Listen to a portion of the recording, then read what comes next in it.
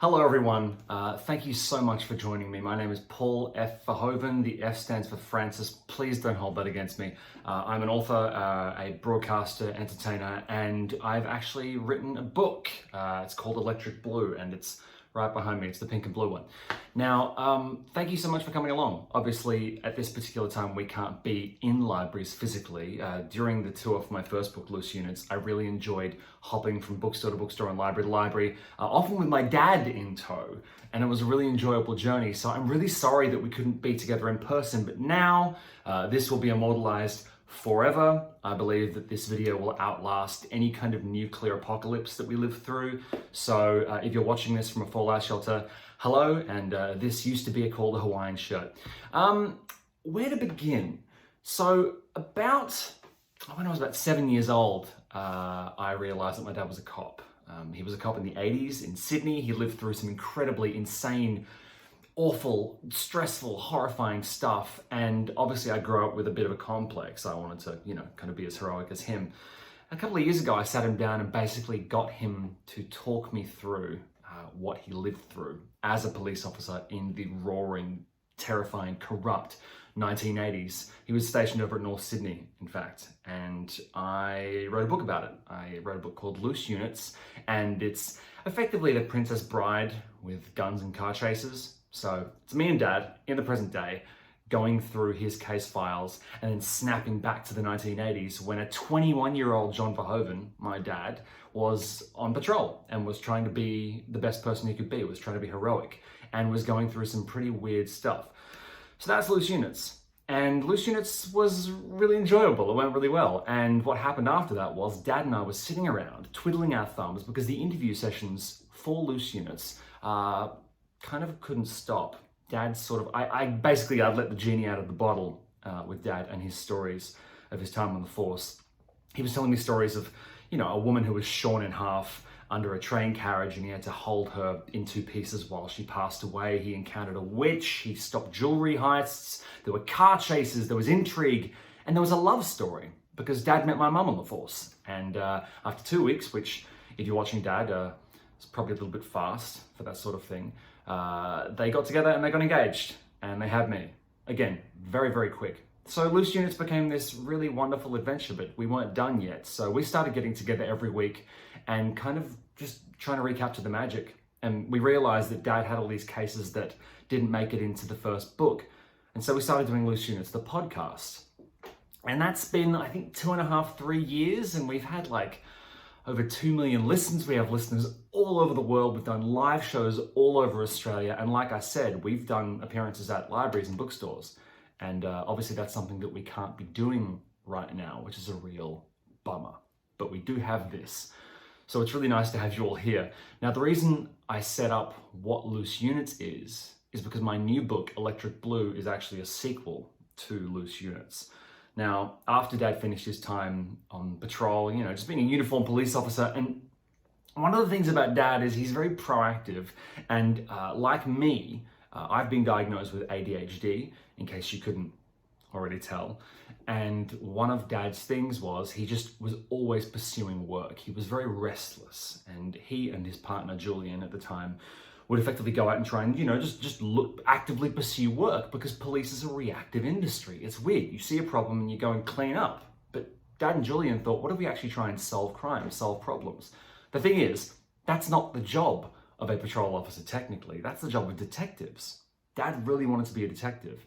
Now, at the end of Loose Units, and I highly recommend, if you haven't read Loose Units, to pester the library that you're watching this from and just make sure they have copies and, read Loose Units first. But at the end of Loose Units, Dad finds out that actually he kind of doesn't want to be a detective. He wants to be in forensics. Now, for anyone who's watched CSI, something like that in real life, obviously, there's far less hair product and peroxide and, crash zooms on objects. But one thing that Dad learned was that forensics was a lot more interesting than he thought. And Electric Blue is set in the mid-80s, and it's about my dad, the former patrol officer, throwing himself into the world of forensics, into the world of fingerprints, autopsies and crime scene analysis, and it's all set in the 80s. Now, one of the things that I found really interesting about writing Electric Blue was that suddenly, after having done years of work with Dad and having written the first book, I wanted to do something a lot bigger and a lot more ambitious and a lot weirder.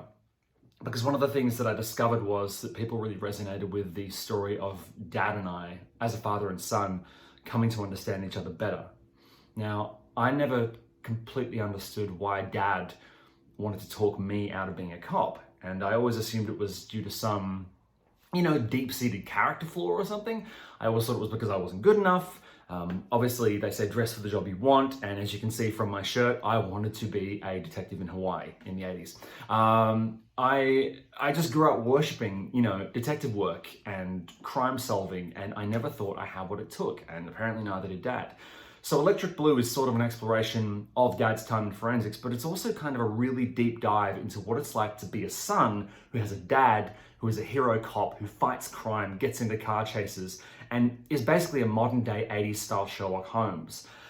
I am a really big fan of a whole bunch of different genres. And like I said, I have ADHD, so it's part true crime. It's definitely part true crime because it's based on completely true events and cases that did actually happen. So when you read Electric Blue, you'll actually be finding out about, some really scary stuff that went down in the 80s and crimes that you probably never even heard of that were taking place right under people's noses, all across the northern beaches, North Sydney, and in the city. But you will also find out about my journey with Dad. And it's part road movie, it's part adventure story, there's some weird fiction stuff in there. I illustrated part of the book. It's just this big, sprawling adventure story based on true events. And it's been a real whirlwind to actually write, edit, get this thing done. And I'm really excited about the prospect of all of you reading it. My influences, obviously growing up, were, as you can see from my bookshelf, there's a lot of really weird stuff here. I was really influenced by the work of Stephen King, which obviously is completely fictional, but I really like, crunchy, meaty, violent, weird, funny writing, and I hope I've managed to capture some of that for you. Now, one thing I would like to do for you now, if you're amenable and if you're, enjoying yourselves in this very virtual environment, is I would like to read a chapter for you from the book. And I hope you don't mind, I was going to read the first chapter because, it's a very good place to start. So, oh look, there's a copy right there. Here we go. So, Electric Blue, chapter 1. Also, I thought you might like to see the dedication. It is extremely stupid and my editors were very tolerant, letting me keep it in.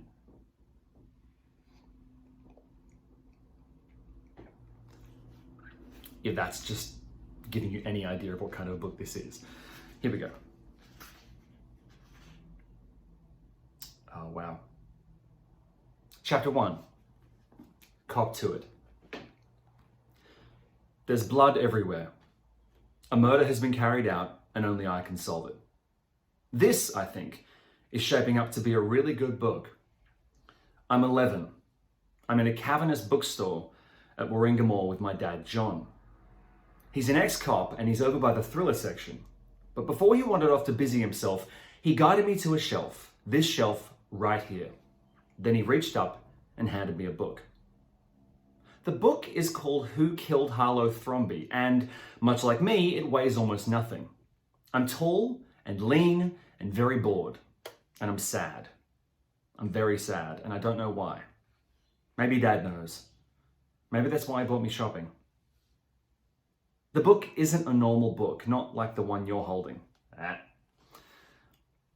Huge, delirious letters proclaim that it's a choose-your-own-adventure story. The cover is a brazen, late 70s style mishmash of tropes. The sinister gardener lurking in the corner, the big-chinned hero detective floating up near the title. And like a movie poster.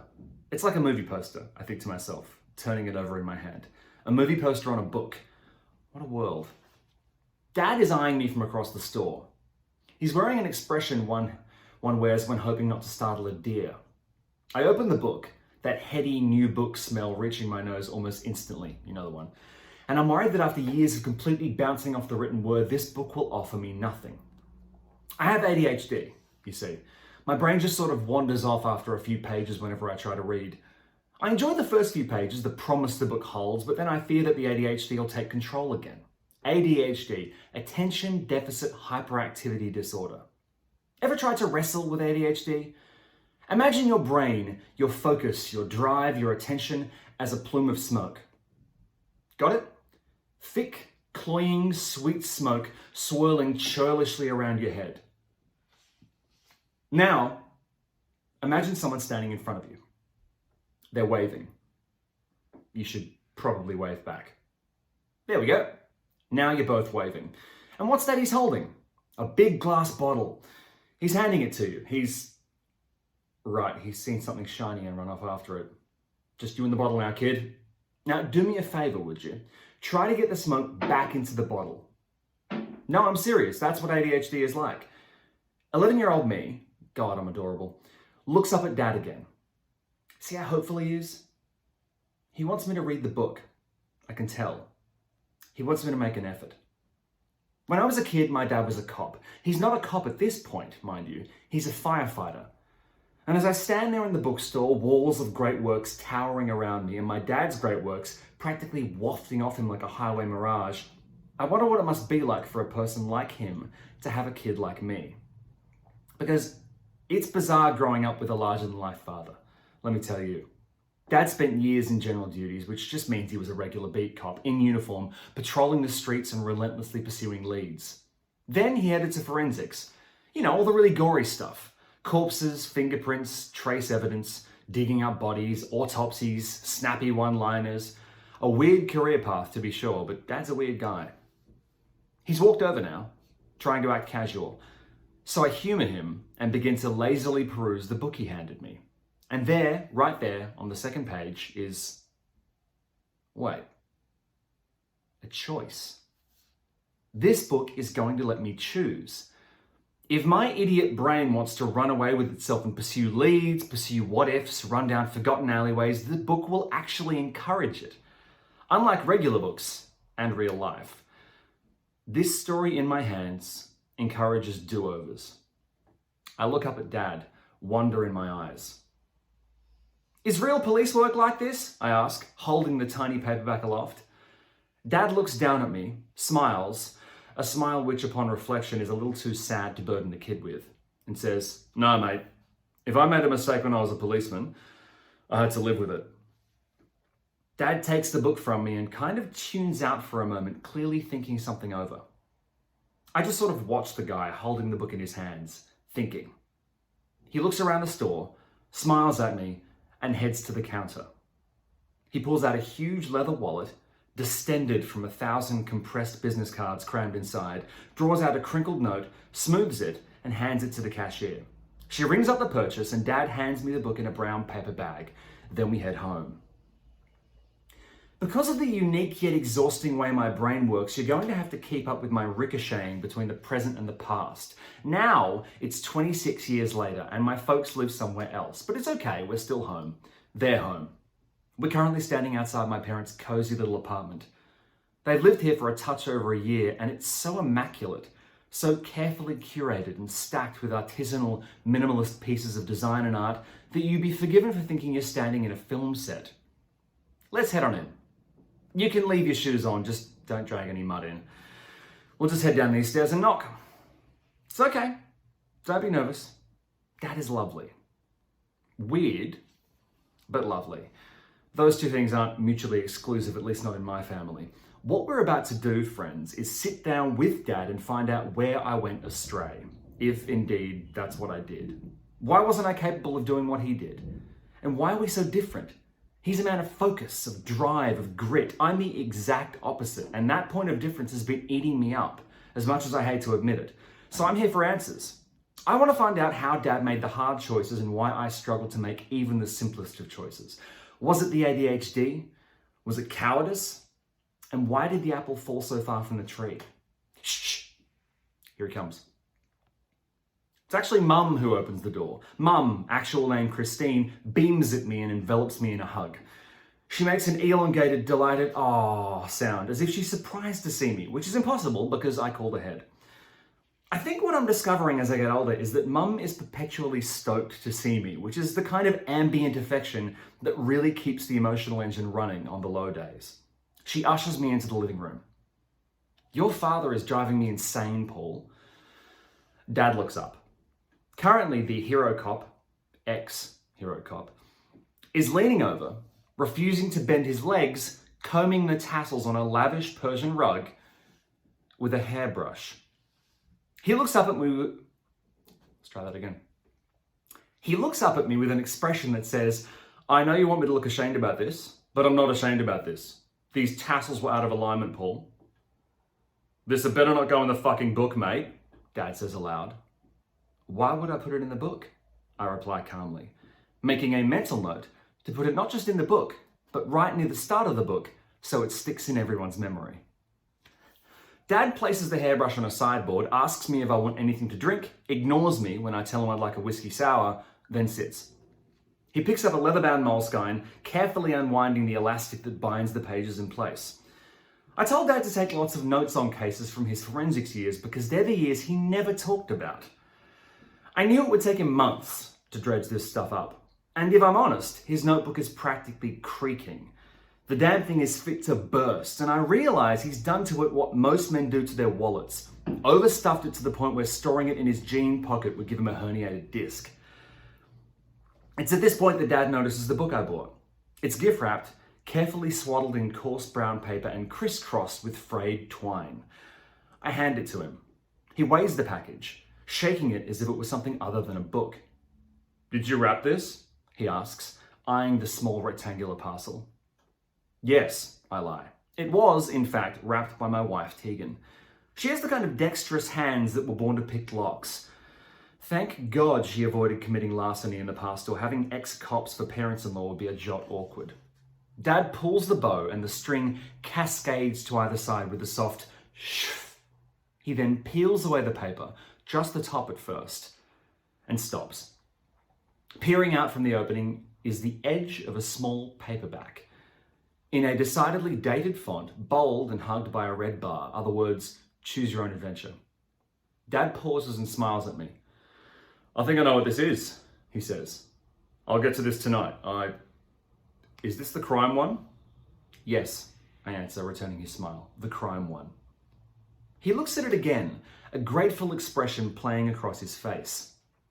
He then pops it down next to his notebook, picks the warped object up and flicks to the first page. Where do you want to start? Well, I reply, I'm trying to figure you out, Dad. And I get why I didn't end up in uniform. I'm a tremendous physical coward, but forensics is details. It's Sherlock Holmes dusting for prints, analyzing evidence. It's granular. It's perfect for me. And yet even forensics wasn't something I felt the pull to do. I need to find out why I didn't end up where you did, Dad. So let's begin at the beginning. Forensics. It's not car chases, sprinting after bad guys, arrests. It's pretty basic, right? He looks like I just farted into his drink. Buckle up, dear boy. He glowers smugly. Buckle up. And that's chapter 1 of Electric Blue. So it then sort of spirals into this journey into what it was like for Dad to be in forensics in the 1980s in Australia. But I really, really, really hope you enjoy it. If you haven't read Loose Units, do go back. If you want to listen to the Loose Units podcast, it's on iTunes. It's basically everywhere. Right now, Dad and I are going through a season dealing with his time running a funeral home in the 90s. I told you he had ADHD, like with his career, and I think his professions are proof of that. Anyway, Electric Blue, I worked extremely hard on it. I'm so proud of this big, silly, funny, violent book. And I really hope you like it. Pest your library to get as many copies as they can and to read it. And if you want, there's also an audiobook, which Dad has a cameo on. Anyway, it's been so lovely catching up with all of you, and I hope you're all enjoying your confinement, if that's even possible. Thank you so much to the library for letting me do this talk, and I hope I can visit in person soon. I'm Paul Verhoeven. See you later.